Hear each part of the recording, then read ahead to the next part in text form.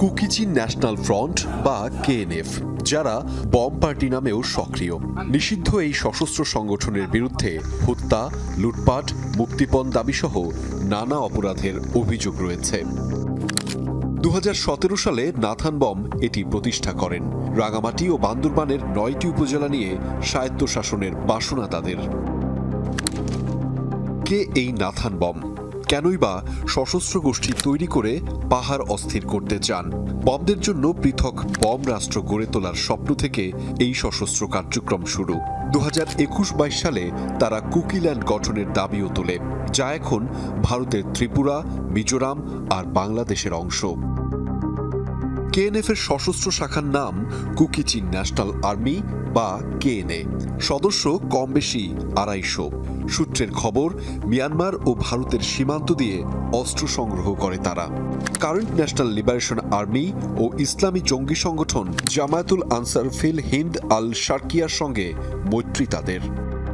প্রতিষ্ঠাতা সভাপতি Nathan bomb খ্রিস্টান ধর্মাবলম্বী। বম সম্প্রদায়ের প্রতিনিধি হিসেবে নিজেকে দাবি করেন। বলা হয় জেএসএস দ্বারা বৈষম্যের শিকার তারা। সংগঠনের চিফ অফ স্টাফ ভাঞ্চুন লিয়ান ছিলেন সরকারি প্রাথমিকের শিক্ষক। দর্শক, আমি এই মুহূর্তে রয়েছি বান্দরবানের রুমা বাজারের ইডেনপাড়া এলাকায়। নাথান বম তার আসলে পৈতৃক বাড়িটি এই এলাকায়। এটি হচ্ছে তার পৈতৃক বাড়ি, যেটি পুরাতন এবং জীর্ণশীর্ণ অবস্থায় রয়েছে।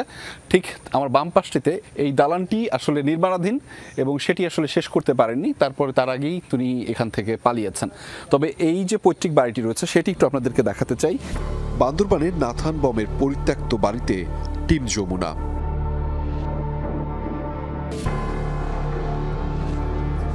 দেখা মিলল ঢাকা বিশ্ববিদ্যালয়ের পরীক্ষার প্রবেশপত্র সহ কিছু আলামত। নাথান বমের পরীক্ষার প্রবেশপত্র ভাস্কর্য বিভাগে তিনি ছিলেন।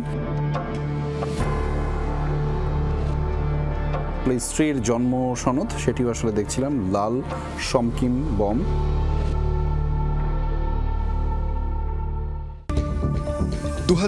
সালে কেএনএফ বিলাইছড়িতে হামলা চালিয়ে হত্যা করে জেএসএস এর 3 জনকে। পরের বছর বান্দরবানের রুমায় তাদের গুলিতে শহীদ হন 2 সেনা সদস্য। গত বছরের এপ্রিলে রুমার সোনালী ব্যাংকে ডাকাতি করে 1.5 কোটি টাকা লুট করে নেয় কেএনএফ। থানচিতেও একটি ব্যাংকে হামলা চালায় তারা। অপহরণ করে ব্যাংক ম্যানেজারকে, লুট করে আনসার ও পুলিশের 14টি অস্ত্র। নাথান বম এখন কোথায়? এটা আমাদের কাছে এখনো স্পষ্ট তথ্য নাই যে কোথায় আছে, তবে বাংলাদেশে নাই এটা জানি। সংগঠনের মূল কার্যক্রম চলে বাকলাইপাড়া, সুংসুংপাড়া ও মুন্নামপাড়া থেকে। অবস্থান নেয় সীমান্ত ঘেঁষা রামজুতান, থিনদল তেতলাং ও রেংতলাং পাহাড়ে। স্থানীয় অধিবাসীদেরও দলে ভিড়তে চাপ দেওয়ার অভিযোগ আছে। বড় ভাই বউ পর্যন্ত নিয়ে গেছে, আমরা ভয় করে মেয়েকেও তো ধরছিলাম, তো যার কারণে আমরা ভয় করে পালাইছিলাম আর কি। কুকিচিনের জন্য সবাই তো আমাদেরকে হুমকি দিয়া কষ্ট পায় আর কি। মাঝে মাঝে পোশাক পরে, মাঝে মাঝে পোশাক পরে নাই। 7 জন, 10 জন, 5 জন, এটা তো ঠিক নাই তাদের। আইসা কি বলে? আসলে আমাদেরকে খাওয়ার জন্য জিজ্ঞেস করে।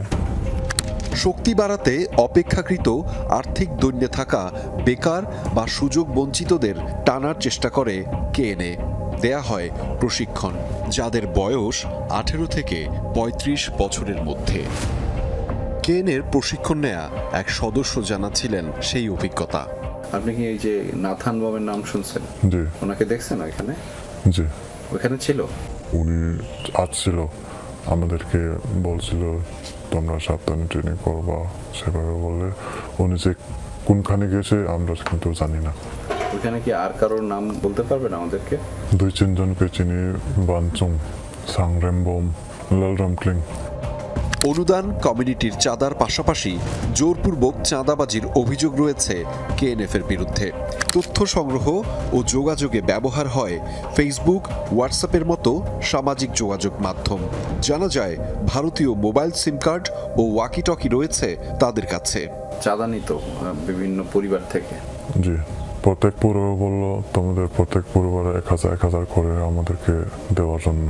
তখন আমরা না বলতে পারি না, আমাদেরকে অস্ত্র দিয়ে হুমকি দিচ্ছিল।